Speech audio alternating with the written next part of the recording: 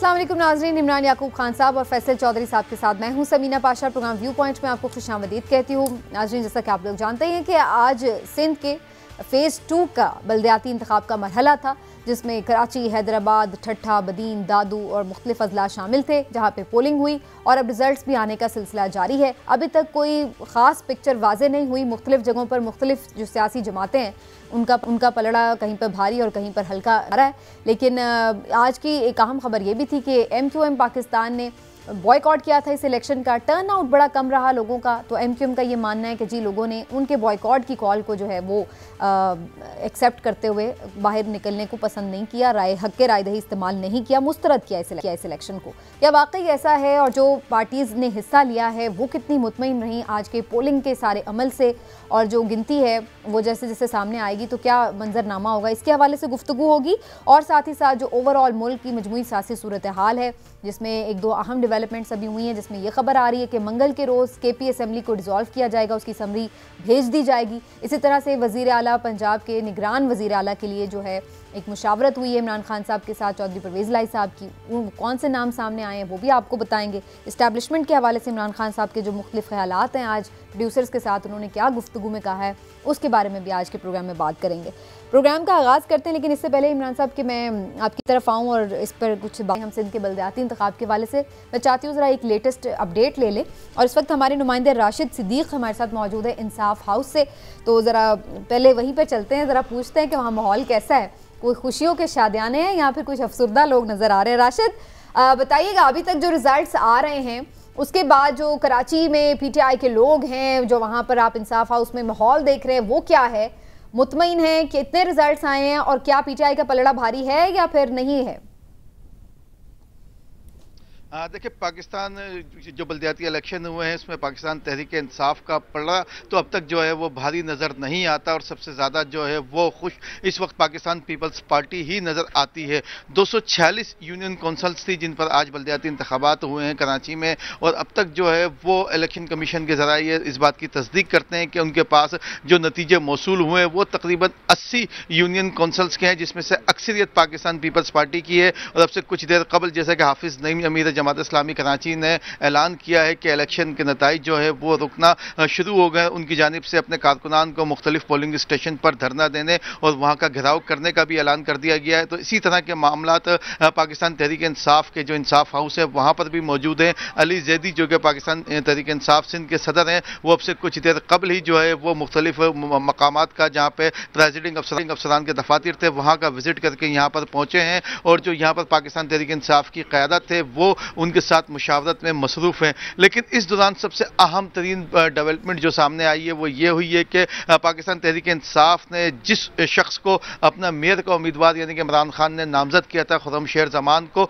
उनके हल्के से जमात इस्लामी ने जो है वो अपनी फतह का जो है वो परवाना इस वक्त जारी किया। उनकी जानिब से ये ऐलान किया गया है कि खुर्रमशेर जमान को जमात इस्लामी के उम्मीदवार ने शिकस्त दे दी है। ये नतीजा जो है वो जमात इस्लामी का है, इलेक्शन कमीशन का नहीं है। लेकिन इसके साथ साथ जो पूरे दिन की सूरत हाल रही, तो सबसे ज़्यादा अगर इस तमाम तर सूरत हाल में हम देखें तो यकीनन बाइकॉट की फतह है। ये बाइकॉट MQM का है या अवाम ने अज खुद जो है वो तमाम सियासी और मजहबी जमातों से नाला होकर घर में बैठ कर बाइकॉट किया है। क्योंकि इलेक्शन से कबल जो मुख्तलिफ सूरत हाल थी, देखा गया कि इलेक्शन होंगे नहीं होंगे, और गुज़िश्ता शब तक MQM जो है वो राशिद जी बाइकॉट की कभी भी फतह नहीं होती। फतह जो है ना वो पोलिंग जो जमहूर है उसकी फतह होनी चाहिए, बाइकॉट की फतह नहीं होती। और मैं समझता हूँ कि ये तो हम बाद में डिस्कस करेंगे कि किसकी फतह और किसकी शिकस्त। आप ये बताएं कि जिन पार्टियों ने हिस्सा लिया है उनके कैंप में इस वक्त किसकी फतह और किसकी हार है? वो तो वो बता रहे पीपल्स पार्टी। देखिए, इस वक्त जो सबसे ज्यादा फतह के शादियाने जो है वो पाकिस्तान पीपल्स पार्टी के कैंप में ही जो है वो बजाए जा रहे हैं। मलीर से जो साबिक पाकिस्तान पीपल्स पार्टी के जो उम्मीदवार थे सलमान अब्दुल्ला मुराद, उनकी जानिब से बाकायदा तौर पर जश्न का भी माहौल मलीर में पैदा किया गया है। और अब से कुछ देर बाद उनकी जानिब से ये ऐलान किया गया है कि वो एक बड़ी रैली जो कि मलीर से तमाम लोग उनकी जो कामयाबी हुई है वो लेकर बिलावल हाउस पहुंचे हैं। जबकि इसके साथ साथ जो पाकिस्तान पीपल्स पार्टी पार्टी के जराए उनकी जानिब से यह भी दावा किया गया है कि आज रात 12 बजे के बाद बाकायदा तौर पर जो है वो बिलावल हाउस के बाहर जश्न भी मनाया जाएगा। लेकिन इसके साथ साथ जश्न जो है वो लियारी में जमात इस्लामी ने भी मनाया है, क्योंकि उनके भी जो है वो 2 यूसी से जो चेयरमैन और वाइस चेयरमैन जो है वो मुंतखब हुए और लियारी से ही जमात इस्लामी के जो है तो चलिए अभी तो 240 में से 80 आए हैं रिजल्ट्स, तो अभी काफी आने भी बाकी हैं, तो देखते हैं जी हतमी तौर पर क्या नतीजा बनता है। राशिद शुक्रिया आपका, आपने अपडेट किया।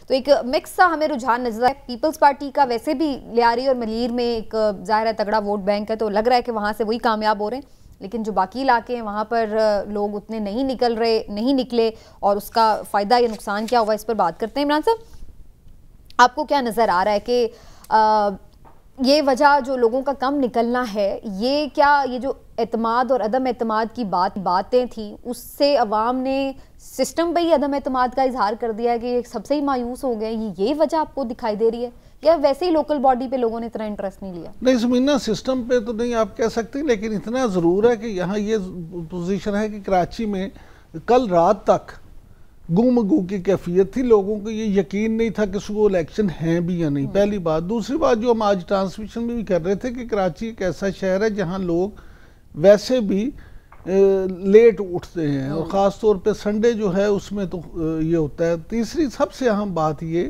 कि MQM जो है वो एक ऐसी हकीकत है वहाँ की सियासी जिसको आप इग्नोर नहीं कर सकते। तो अगर MQM हिस्सा नहीं ले रही तो आप ये समझिए कि वो जो गहमा गहमी थी वैसे भी उसने कम ही होना था। तो ये 3-4 फैक्टर जब मिले तो आज टर्न आउट कम रहा। अब देखना ये है कि जब रिजल्ट आएगा तो उसके बाद पता चलेगा कि असल में टर्न आउट कितना रहा है। 2015 में भी 36% था, यानी आज अगर 36% या उससे ऊपर नीचे होता है तो फिर इतनी फिक्र वाली बात नहीं है, लेकिन अगर 30% से भी कम होता है तो फिर जरूर सोचेंगे कि क्या वजह इसकी हुई है। चलिए चौधरी साहब से भी पूछते हैं आज क्या वो देख रहे हैं। चौधरी साहब, क्या आपको नजर आती है वजह, क्यों नहीं लोगों ने इतना इंटरेस्ट लिया बल्दियाती इंतखाबात में, कम लोग निकले? हालांकि मैं तो इसलिए भी हैरान थी, आज मैं ये ट्रांसमिशन में भी बात कर रही थी कि सबसे ज़्यादा जो इस तरह के मसाइल हैं, पीने का पानी नहीं है, इस्तेमाल का पानी नहीं, सड़क टूटी, ये वो सीवरेज, गली मोहल्ले के मसाइल बहुत सबसे बड़ी तादाद में तो कराची वालों बेचारों को फेस करने पड़ते हैं, लेकिन जब तब्दीली का फैसले का वक्त आता है तो वो बाहर नहीं निकले। तो कैसे आप इसको परसीव करते हैं? मेरा ख्याल में समीना, इलेक्शन का माहौल नहीं बन सका। इलेक्शन के से पहले जो वहाँ पे ड्रामे होते रहे कि होगा नहीं होगा, सिंध हुकूमत ने भी जो है और फिर MQM की तरफ से जो है वो एक रूटीन का जो उनका एक मामला होता है कि वो पहले जो है वो लौटते हैं, रोते हैं, पुकारते हैं और बाकी फिर उसी तनख्वाह में वो गुजारा करते हैं। लेकिन इसमें MQM के अलावा जो अल्ताफ़ हुसैन फैक्टर है वो मेरे ख्याल में मेजर उसका रोल है कि वो जो मेजॉरिटी जो है वो लोग नहीं निकले वोट डालने के लिए। इसके साथ साथ मैं समझता हूँ कि पाकिस्तान तहरीक इंसाफ की जो कराची की तंजीम है उसको भी अपना वर्क करने की ज़रूरत है। वो भी अपना वोटर नहीं निकाल सके और जिस तरह से उनके वोटर्स को बाहर आना चाहिए था तो वो उस तरह से वो अपने पोलिंग नहीं करवा सके। हालांकि जो है जमात इस्लामी और PTI का जो वर्कर है या वो चार्ज वर्कर है, और लेकिन इसमें जाहिर है जो इसकी कैंपेन जो है वो भी कुछ ही इस तरह से वो मज़े की नहीं हुई। तो इलेक्शन का माहौल ना बन पाना और ये जो 3-4 फैक्टर और हैं तो इसके ऊपर जो है, क्योंकि गवर्नमेंट में जो लोग बैठे होते हैं, गवर्नमेंट की जो जमात होती है उसको एज तो होता है, और MQM का बाइकआउट करने का फैसला जो है इंतहाई गैर जमहूरी फैसला है। उनको इलेक्शन लड़ना चाहिए था। अगर वो जमहूरियत की कायल हैं तो फिर तो ये बाइकआउट जो है वो कभी भी अच्छा फैसला नहीं था। लेकिन अल्ताफ़ हुसैन साहब के बाइकआउट की वजह से मेरे ख्याल में जो ये नौमौलूद MQM है इसको तो ये समझ लगी थी कि बहुत से लोग ये भी कह रहे हैं कि उन्होंने ये MQM को बिल्कुल भी MQM ने अपने जो इजलास में भी देखा कि जो उनको रिपोर्ट्स थी कि वो बहुत ज्यादा इसमें कामयाबी हासिल नहीं करने वाले, तो इस पर भी उन्होंने ये फैसला किया कि अगर हम फेस सेविंग, हाँ एग्जैक्टली, तो आपको लग रहा है कि ये इसी तरह का कुछ मामला हुआ है कि फेस सेविंग दी है? और कुछ ये भी जो PTI के वहां के लोग हैं वो ये कह रहे हैं कि जी ये बेसिकली इन्होंने पीपल्स पार्टी के लिए रास्ता आसान कर दिया, कि खुद वो हट गए हैं और पीपल्स पार्टी के लिए उन्होंने रास्ता आसान कर दिया। देखिए इतने तो वो अच्छे नहीं है कि वो किसी और जमात के लिए रास्ता आसान करें, लेकिन वो अल्ताफ़ हुसैन साहब के बाइकआउट के ऐलान के बाद तो वहाँ पे वो फैक्टर अभी बहुत मौजूद है MQM के अंदर MQM का जो सेटअप है, चाहे ये जो मर्जी कर लें, ये जो भानुमती का कुनबा जोड़ा गया है, ये नहीं मुकाबला कर सकता। वहाँ पे अल्ताफ हुसैन लीडर थे, हैं और रहेंगे MQM में। ये एक किसी को पसंद आए ना पसंद आए सियासी हकीकत है। और उसके मुकाबले में जैसे मैंने अर्ज़ किया कि जो जमात इस्लामी और PTI की तंजीमें जो हैं, ये अपने बंदे वर्कर्स अपना वोटर उन्हें तो निकालना चाहिए था। चौधरी साहब, मैं इस पे ना इमरान साहब से ये जरूर पूछती हूँ कि इमरान साहब ये जो बात कर रहे हैं वो जो वहाँ कराची की तंजीम है PTI की स्पेशली, हमें ये तो नजर आया कि वो रैलीज कर रहे हैं। हैदराबाद में भी बड़ी कैंपेन चलाई है, लिजादी साहब खुद भी गए थे, दीगर रहनुमा भी, रैलियाँ भी हो रही थी। लेकिन जो इलेक्शन डे की एक साइंस है, और फिर जो इमरान खान साहब बिल्कुल कराची और सिंध को बिल्कुल जिस तरह कहते हैं ना, वो खुद यहाँ पर इतने ज़्यादा उसमें मामलात में उलझे रहे हैं कि वो बिल्कुल उसको इग्नोर किया। आपको लगता है ये भी एक फैक्टर है कि लोग उस तरह से PTI की वोटर नहीं निकला? समीना देखें, ये एक हकीकत है कि PTI इमरान खान के बगैर कुछ नहीं है। उसका वोटर भी चार्ज सिर्फ इमरान खान की वजह से है। दूसरे आप जिस सबको बिठा दें आप, तो उनका कोई फ़ायदा नहीं है। अगर इमरान खान साहब ज़ख्मी ना होते तो, और वो ये बल्दियाती इंतखाबात के लिए कराची का एक दौरा भी कर रहे थे, तो पोजीशन आज मुख्तलिफ होती। अच्छा। मैं ये समझता हूँ कि इमरान खान के वहाँ पे कैंपेन के लिए ना जा सकना और जो है वो PTI के लिए सबसे ज़्यादा नुकसानदेह है। दूसरी बात यह कि कराची PTI में भी बहुत सारी ग्रुपिंग भी है। खुरम शेर जुमान जो हैं लोग, बहुत सारे PTI के लोग उनको मेयर के तौर पे देखना भी नहीं चाहते थे। हालांकि इमरान खान साहब ने तो उनको अनाउंस किया हुआ था, कुछ और भी फैक्टर थे। बहरहाल ये एक बात तय है कि इमरान खान साहब की कमी ही आज वहाँ पे मेन रही। लेकिन दूसरी बात मैं आपसे अर्ज़ कर दूँ, अभी जो सब बात कर रहे थे, पीपल्स पार्टी चाहती थी कि MQM इलेक्शन लड़े, क्योंकि वो ये समझते थे कि सबसे अच्छी कैंपेन अगर इस बल्दियाती इलेक्शन के कराची में किसी ने की है तो वो जमात इस्लामी ने की है। उनका ये ख्याल था कि जमात इस्लामी की कैंपेन है और उसके बाद PTI का वोटर क्योंकि खुद निकल आता है, लिहाजा अगर MQM होगी तो इससे उन्हें फ़ायदा पहुंचेगा। अगर MQM नहीं होगी तो वो वोटर भी उधर PP के खिलाफ जाएगा, जिससे उन दोनों जमातों को ज़्यादा वोट मिल सकता है। लेकिन ये सारी चीज़ें देखें अब हो गई, अब तो रिजल्ट आएंगे। और मैंने आपसे ट्रांसमिशन में भी दोपहर में भी जब हम बात कर रहे थे कहा था कि मुझे उस वक्त भी लग रहा था कि पीपल्स पार्टी जो है आज मैदान मार लेगी, लेकिन हमने ये भी डिस्कस किया था कि जमात इस्लामी अपसेट करेगी। और अब ये तो कल भी हम लोग इस बात पे कन्विंस थे कि उनकी और हाफिज नईमुर रहमान ने जो आज अभी थोड़ी देर पहले प्रेस बड़े कॉन्फिडेंट है, वो कह रहे हैं वो लीड कर। हाँ जी, और उन्होंने ये कहा है प्रेस कॉन्फ्रेंस करके, ये कहा है कि जनाब ये जो हमें फॉर्म 11 और 12 पे रिजल्ट नहीं दिए जा रहे तो हम धरने देंगे और हम किसी तौर भी इन्हें इलेक्शन जो है वो हाईजैक नहीं करने देंगे। चलिए जी, अभी ये इस पे गेम जारी है, देखते हैं अभी मजीद रिजल्ट आते हैं क्या कुछ इस पे होता है। एक इंटरेस्टिंग सिचुएशन बन सकती है बाद में PTI जमात इस्लामी के इत्तेहाद की सूरत में। अच्छा, वो भी कराची की सियासत में, लोकल सियासत और पहले भी वैसे इनकी KP में भी इत्तेहाद रहा है, जो सब KP में भी रहा है। हाँ, तो वो हो सकता है। चलें देखते हैं अभी क्या इंटरेस्टिंग सिचुएशन बनती है।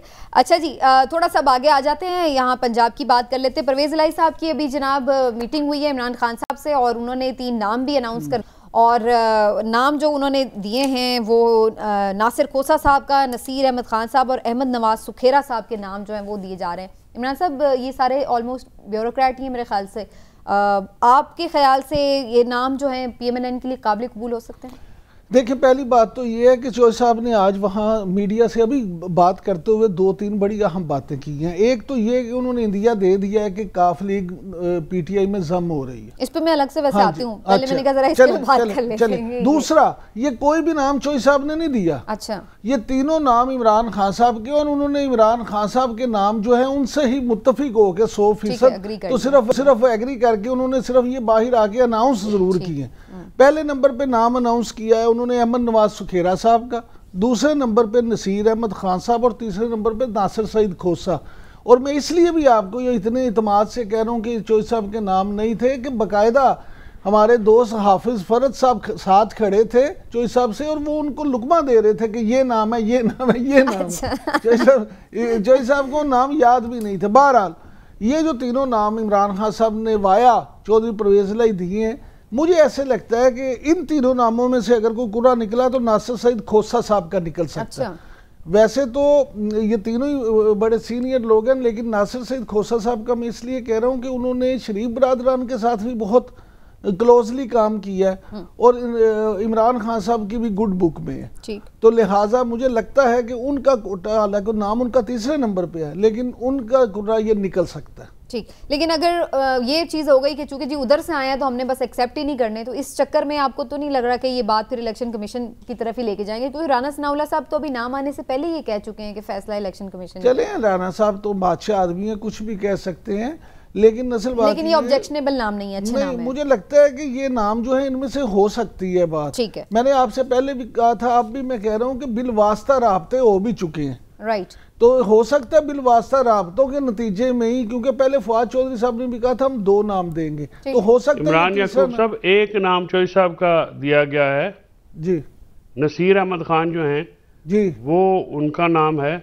और अगर आपको याद हो मुशर्रफ दौर में वज़ीर सेहत भी रहे थे, डॉक्टर हैं पेशे से जी जी जी, और उनका ताल्लुक जो है वो ये खारियां से है। वो चौधरी साहब के करीबी अजीज भी हैं, उनकी चौधरी साहब के करीब रिप्यूटेबल आदमी है फैसल साहब। चौधरी साहब वो करीबी अजीज भी हैं, और आपको याद होगा उनका कोई डिग्री का भी केस चला था, ये वही है ना नसीर अहमद खान साहब? नहीं, अजीजदारी उनकी कोई नहीं है।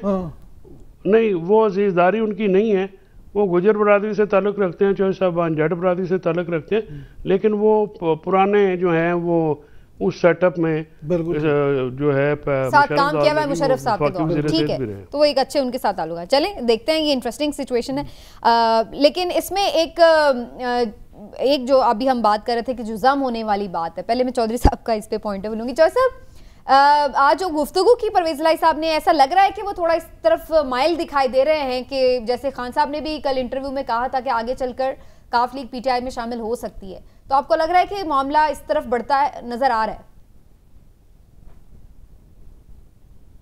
देखिए, काफ लीग का इसलिए भी पीटीआई में शामिल होना उनके लिए बेनिफिशियल है कि अगर जो पीटीआई का वोटर है वो बल्ले के निशान के अलावा या किसी और निशान के ऊपर जो है वो इंक्लाइन नहीं होगा, और जिस तरीके से मोना सलाई साहब ने स्टेड फास्टली यानी एक मजबूती के तौर से वो खड़े रहे हैं पीटीआई में, तो पीटीआई में चौधरी परवेज लाई साहब और मोना सलाई साहब की बड़ी रिस्पेक्ट डेवलप हुई है। आपको पता है कि किस किस्म की एक मनफी प्रोपेगेंडा किया गया उनकी नीयत के बारे में, उनके एक्शन के बारे में, और बाज़ जो हैं वो बड़े जो यूट्यूबर्स हैं उन्होंने हमें खाम का ट्रोल भी किया उनको, लेकिन उन्होंने साबित किया अपने इक़्तिमाद से कि वो उन्होंने जो वादा किया इमरान खान के साथ उस पर वो पूरा उतरे। अब सियासत जो है मुस्तकबिल में मोना सलाई साहब की है, मोना सलाई साहब की सियासत है। अब चौधरी साहब तो उम्र के उस हिस्से में है कि उनको ज़ाहिर है साथ में, जैसे हाफिज़ साहब लुकमे नहीं दे रहे थे वो याद करा रहे थे, तो इस उम्र में हो जाता है कि वो साथ में बात करानी पड़ती है। मोना सलाई साहब की सियासत है, उनका मुस्तकबिल इमरान खान के साथ है, हुसैन अली और मोना सलाई ने नहीं, उन्होंने फैसला कर लिया हुआ है कि वो अपनी सियासत इमरान खान के साथ करेंगे। ठीक हो गया। अच्छा जी, मैं अभी एक ब्रेक की तरफ जा रही हूँ, अब कल जो है, और दूसरे भी जो कोई भी एमपी है, मैंने इस वक्त इलेक्शन लड़ना चाह रहा है, समीना सॉरी, वो लड़ना चाह रहा है, देखिए पीटीआई के अलावा और कोई ऑप्शन नहीं है। 1 से 10 नंबर तक पीटीआई का टिकट हॉट फेवरेट है, 11वें पे नून लीग का टिकट है, 12वें पे आप समझें किसी मजहबी जमात का, 13वें पे किसी और का, 14वें पे शायद पीपल्स पार्टी हो। ये प्रेफरेंस कर रहा हूँ मैं, लेकिन ये ओवर कॉन्फिडेंस भी ना हो सर, बल्दियाती इंतखाब तो कराची का कुछ और ही बता रहा है। मुझे एक ब्रेक ले लेते हैं, ब्रेक से वापस आकर नहीं, कराची में देखे, कराची में आप ये तकाबुल नहीं ना करें, देखे सियासी बात करें ना, कराची जो है वो पीपल्स पार्टी उसमें गवर्नमेंट में है, पीपल्स पार्टी वहाँ पे है, और फ्यूचर में भी उसी की गवर्नमेंट बनने का प्लान है। ये जो बल्दियाती इलेक्शन होते हैं ये कभी भी अपसेट नहीं होता। नहीं, आपकी बात ठीक है, लेकिन एक जनरली राय का एक लोगों का इजहार तो होता है ना। चलिए मैं इस पे आके डिस्कशन कर लेती हूँ फर्दर, कोई मसला नहीं है। एक छोटा सा ब्रेक लेते हैं, वापस आते हैं ब्रेक के बाद।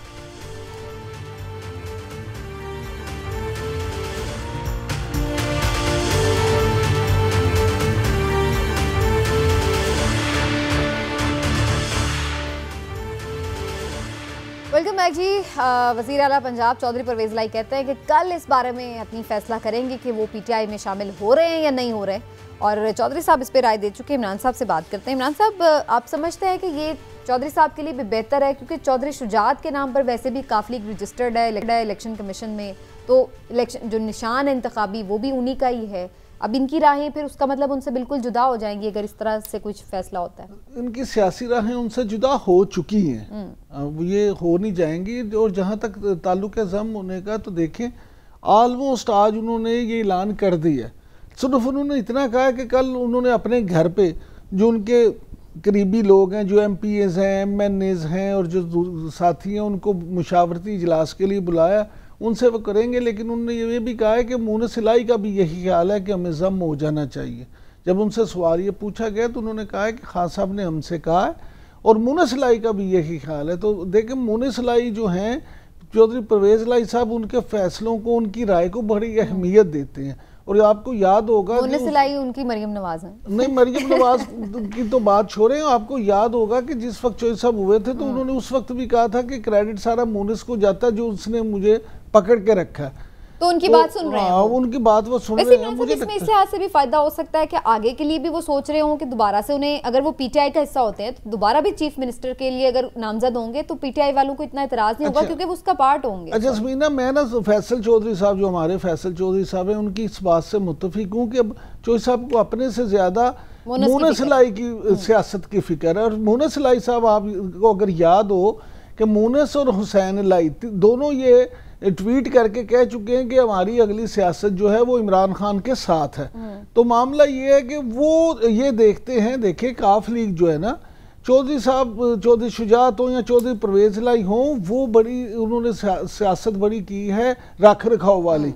उनका एक ज़ाती ताल्लुक भी लोगों से रहा है, लेकिन अनफॉर्चुनेटली उनका दो बड़ी पार्टियों के दरमियान वोट बैंक उस तरह से नहीं रहा। उनको अगर वो PTI में आ जाते हैं तो इमरान खान साहब का जो वोट बैंक है इनका अपना, और फिर इमरान खान साहब का बैठ के निशान पे जो ठप्पे लगने हैं, तो मैं समझता हूँ कि गुजरात में और अपने हलकों में इलेक्शन लड़ना इनके लिए बड़ा आसान हो जाएगा। तो लेकिन अगर ये उधर नहीं जाते तो फिर ये शायद पिट जाए बड़ी बुरी तरह से। अच्छा, हाँ जी, बेशक वो सीट एडजस्टमेंट के साथ भी जाएं। नहीं, सीट एडजस्टमेंट में भी देखें, एक माइंड सेट होता है कि हमने बल्ले पे निशान लगाना है।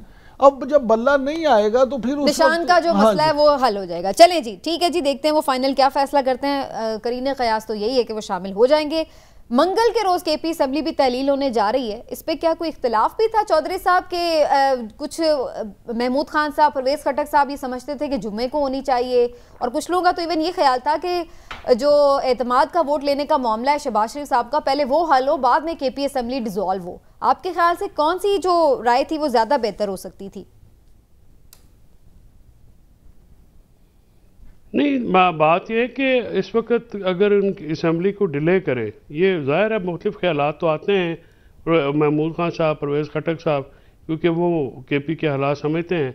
तो मैंने वही कहा ना कि इस पे तो अगर कोई भी CM हो तो चाहता हो तो वो है ना कि वो जो 2 दिन लग जाएं वो भी लग जाएं, 2 घंटे भी लग जाएं तो लग जाएं। तो उसमें यह है कि जो PTI अगर इस वक्त असेंबली KP की नहीं तोड़े तो फिर प्रेशर बरकरार नहीं रहता। देखिए ये बड़ा कैलकुलेटेड चल रहे हैं।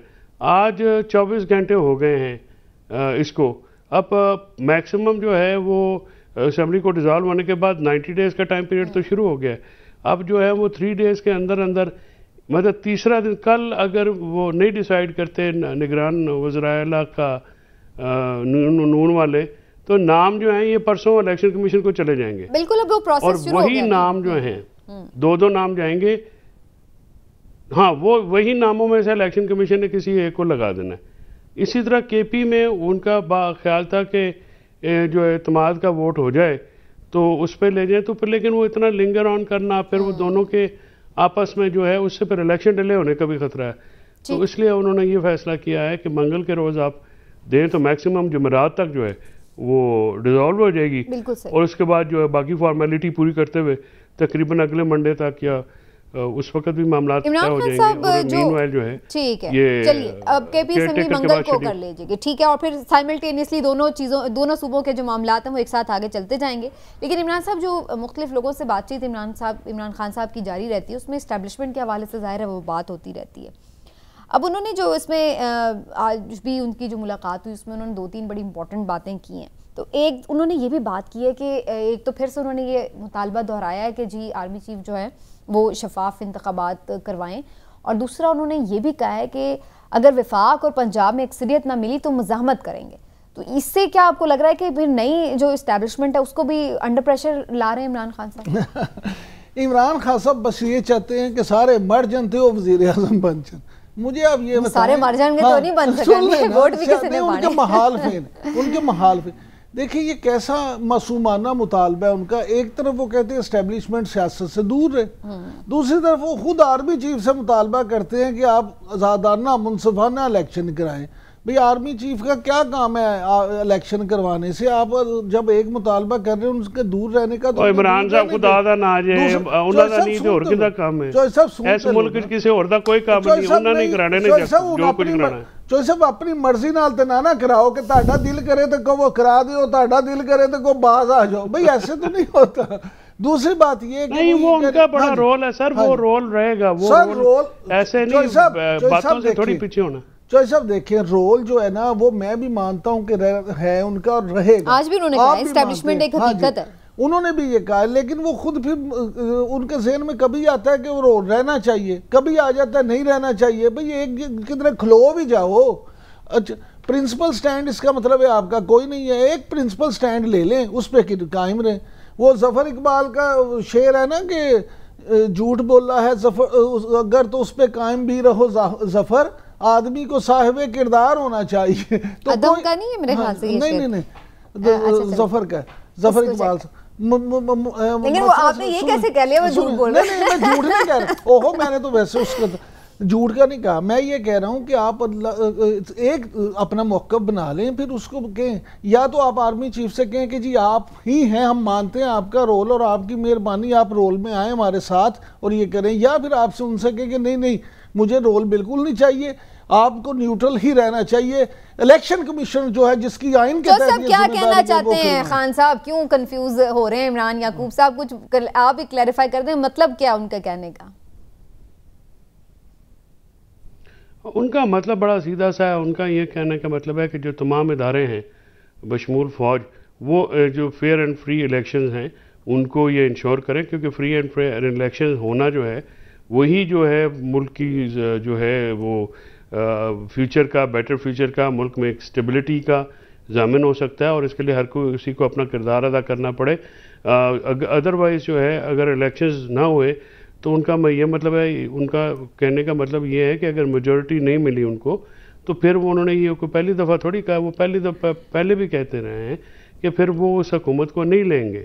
यानी उनको एब्सोल्यूट मेजॉरिटी जो है वो एक्सपेक्ट करते हैं, और जिस तरह से वो ये समझते हैं कि उनकी जो मेजॉरिटी है ना बाद में आज उन्होंने ये नहीं कहा कि एब्सोल्यूट मेजॉरिटी ना मिली तो हुकूमत नहीं बनाएंगे, आज उन्होंने कहा मज़ामत करेंगे। मतलब वो ये ज़हन में तय कर बैठे हैं कि उनको मिलेगी अक्सरियत, और अगर नहीं मिलती तो दैट मींस कि वो शफाफ इलेक्शन थोड़ी बात होती है। भाई सवाल क्या था, जवाब क्या है, कॉन्टेक्स्ट होता है ना। अभी टिकर आ गए, टिकर से डिस्कस करना कोई वो तो कोई अक्लमंदी की बात नहीं। हमारा अपना एक प्रोड्यूसर वहां पे था, मैंने उनसे तफसीली सारी कॉन्टेक्स्ट से बात पूछ के आई हूं। देखिए हाँ, तो उनको ले लाइन पे उनसे पूछे ना सवाल जवाब क्या थे, सवालात क्या होते हैं, जवाबात क्या होते हैं, कॉन्टेक्स्ट होता है ना हर बात का। उनका कॉन्टेक्स्ट ये है कि फ्री एंड फेयर इलेक्शन कराया जाए और आर्टिफिशली उनकी मेजॉरिटी को कट ना किया जाए। और अगर हो तो ज़ाहिर है उसको किसी इदारे ने रोकना है ना। अच्छा। तो उसको जाके जो है वो इंश्योर कराए। इलेक्शन कमीशन के ऊपर जो है वो तो बादल नखासा जाएंगे। इलेक्शन कमीशन और उनके जो तल्लुकात हैं वो तो इतने कशीदा हुए हैं कि 10 तारीख को, 3 तारीख को 17 के लिए केस लगा के 10 को उन्होंने उनके वारंट निकाल दिए। तो वो इलेक्शन कमीशन उन्हें पता है, आप संभाल लेंगे। उनको टारगेट किया जा रहा है, उनकी पार्टी को टारगेट किया जा रहा है।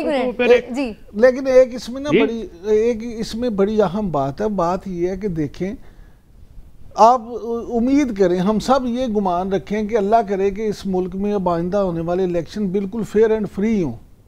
लेकिन ये तो एक चांस है ना, इमरान खान साहब जीत भी सकते हैं और हार भी सकते हैं। ये कोई लिख के तो नहीं उन्होंने ले लिया कि इलेक्शन उन्होंने हर हाल में जीतना ही है। अगर इमरान खान साहब इलेक्शन हार जाते हैं या उनके मुताबिक टोटल मेजॉरिटी उन्हें नहीं मिलती या एक स्प्लिट या हैंग पार्लियामेंट बन जाती है, तो फिर वो शोर मचा देंगे वही कि नहीं धांधली हुई है। भाई ये फैसला कौन करेगा कि इलेक्शन फेयर एंड फ्री हुए हैं कि नहीं? अगर तो सिर्फ इमरान खान साहब ही फैसला करेंगे तो फिर जज भी वो, वकील भी वो तो मुद्दई भी वो। इमरान याकूब साहब, अगर तो ये मामला इस तरह से चला ये जो आप बात करें तो इनू मनना तुसी भी नहीं, मतलब ये मानन कुरानन बात है। देखिए एक चीज़ माहौल होता है, सूरत हाल होती है। अब इन्ना भी मजाक ना करो। मियाँ साहब लंदन से नहीं आ रहे, यहाँ पे किसने वहाँ पे पॉलिटिक्स करनी है। इमरान खान साहब तो मुल्क में मौजूद हैं, सबसे ज़्यादा पॉपुलर हैं। जितने भी इंडिपेंडेंट सर्वे हुए हैं उनकी कुछ ना कुछ इंडिकेशन तो होती हैं। मतलब तो हर जो पॉलिटिकल पार्टी का लीडर है वो इंश्योर कराना चाहता है कि वो जो उनकी स्ट्रगल है वो जो है वो एक इलेक्शन के नतीजे में चली जाए। अगर इलेक्शन में इतने ही अनपॉपुलर होते इमरान खान साहब तो क्यों सारी पीडीएम इलेक्शन से जो भागती। इस्लामाबाद के बल्दियाती इलेक्शन जो है वो नहीं अपना इनसे हो सके। जो कराची में तमाशा लगा हुआ है अगर रिजल्ट इसके बरक्स आएंगे तो जाहिर सी बात है वो एक चीज क्वेश्चन तो करेगी ना। देखिए मेरी बात सुने, हम तो हमेशा ये कहते हैं कि इस वक्त इमरान खान मकबूल तरीन सियासी रहनुमा है, इससे तो कोई इनकार ही नहीं है। लेकिन मैं कहता हूँ कि अगर इलेक्शन होते हैं और फेयर एंड फ्री होते हैं, हो सकता है ये तो अवाम ने फैसला करना है ना उस दिन वोट डालते वक्त। ये तो नहीं है कि ये तय हो गया कि इमरान खान सब जीते हुए हैं, फिर तो इलेक्शन भी ना कराएं और उन्हें। लेकिन अगर फ्री एंड फेयर होते हैं, ये असल बात है जो आपकी उसमें फिक्र है, तो वो पता चल जाएगा। अगर फ्री एंड फ्री हुए हैं, अगर फेयर एंड फ्री नहीं होंगे तो हम ही यहाँ ट्रांसमिशन में बैठे हुए कह रहे होंगे कि धांधली हो गई या फेयर एंड फ्री नहीं हुए, ये हो गया, ये हो गया, ये हो गया। लेकिन अगर फेयर एंड फ्री होते हैं तो फिर मैं समझता हूँ कि तमाम सियासतदानों को खुले दिल से ब्रेक से वापस आते हैं तो फर्दर भी डिस्कशन को आगे बढ़ाएंगे पॉलिटिकल मैटर्स में। जहां हम पीटीआई के इंतखाबी इत्तेहाद और काफिली की जमानत की बात कर रहे हैं, तो वहीं नून लीग और पीपल्स पार्टी भी नई सफबंदी कर रहे हैं इलेक्शन कैसे लड़ना है उसके ऊपर। पंजाब में क्या उनकी सेटलमेंट हो रही है इसके बारे में आपको हम खबरें देंगे। ब्रेक के बाद हमारे साथ रहिएगा।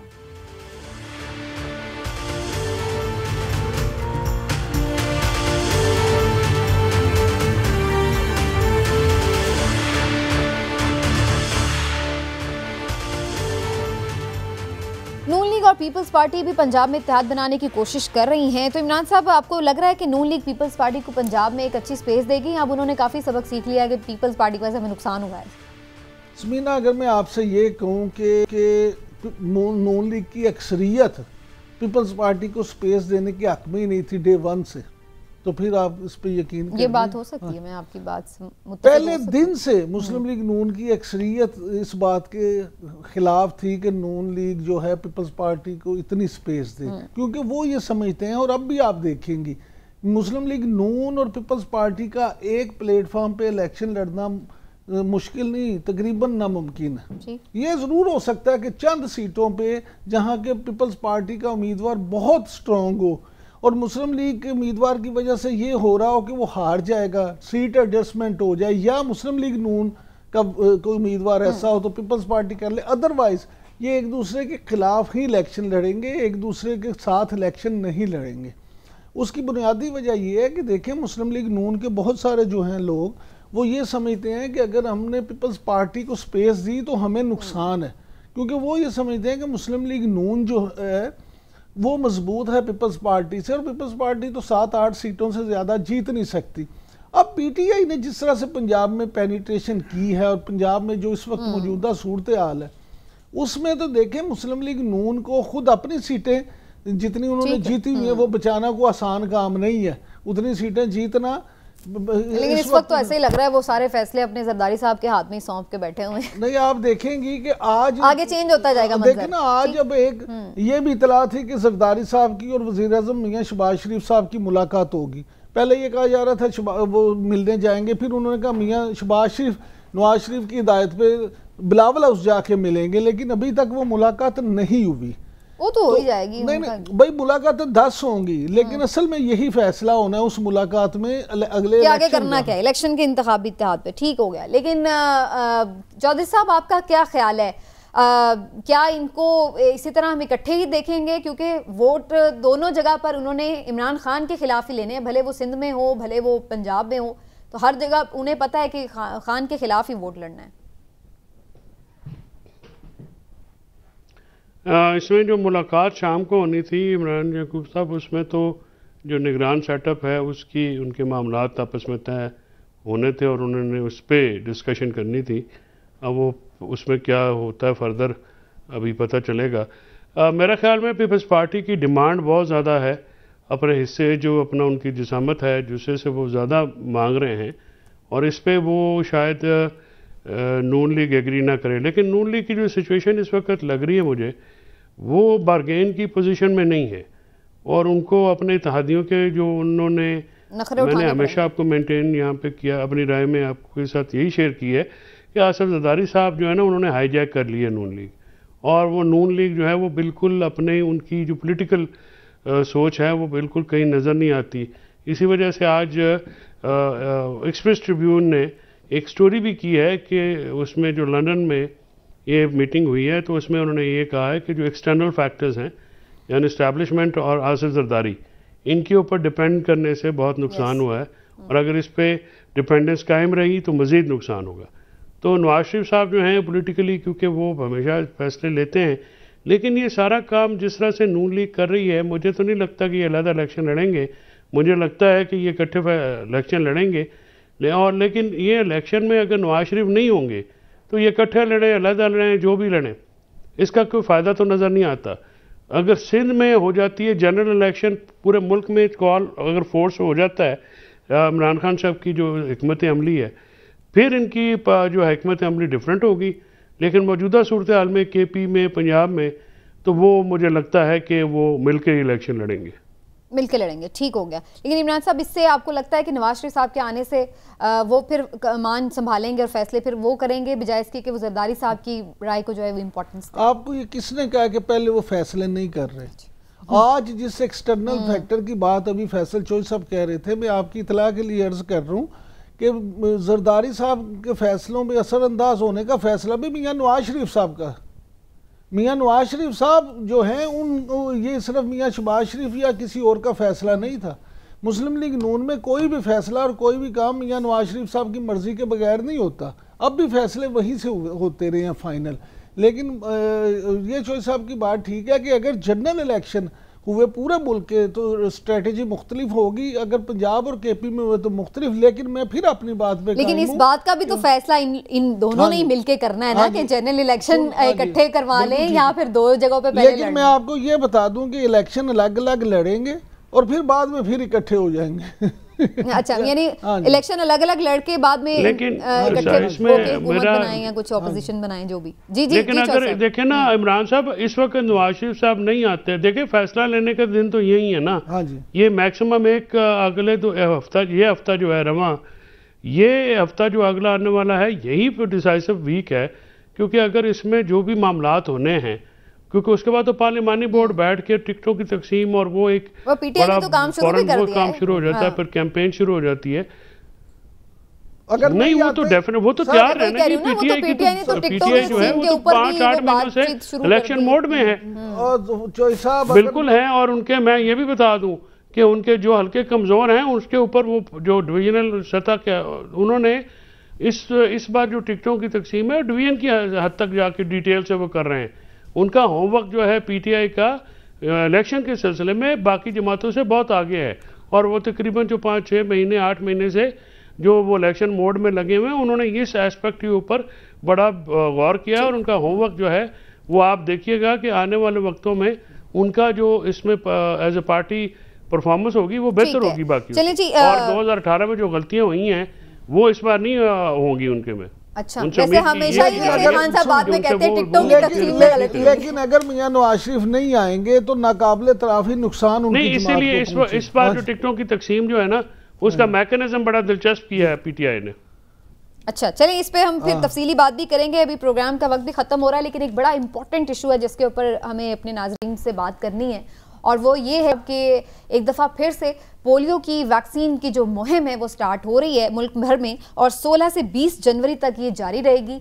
ये बड़ा इम्पॉर्टेंट है नाजरीन कि इस पर बात भी की जाए और अवेयरनेस भी दी जाए, और हम रिक्वेस्ट भी कर सकते हैं इस मामले पर कि प्लीज़ प्लीज़ प्लीज़ अपने बच्चों को पोलियो के क़तरे पिलाएं। जब टीम्स आएँ उनके लिए आप खुशदिली का मुजाहरा करें, उनके साथ ताउन करें और अपने बच्चों को पोलियो के क़तरे पिलवाएं। और इमरान साहब, अब देखिए सऊदी अरब समेत दीगर कई ममालिक ऐसे हैं जहाँ पर इसी पोलियो वैक्सीन की बदौलत खात्मा कर दिया गया। समीना देखें, पाकिस्तान में भी पोलियो वायरस बिल्कुल खात्मे के करीब है, और यही वो वक्त है कि आप अपने बच्चों को पोलियो के कतरे पिला के इसको बिल्कुल जो है ना इस बीमारी का खात्मा कर सकते हैं। और 16 से 20 जनवरी जैसे आपने कहा, उस वक्त तमाम लोगों को अपने घरों के दरवाजे खुले रखने चाहिए पोलियो टीमों के लिए, ताकि पोलियो की टीमें आएँ और वैक्सीन जो है वो बच्चों को दें, जिससे बच्चे इस मूज़ी बीमारी से बच सकें।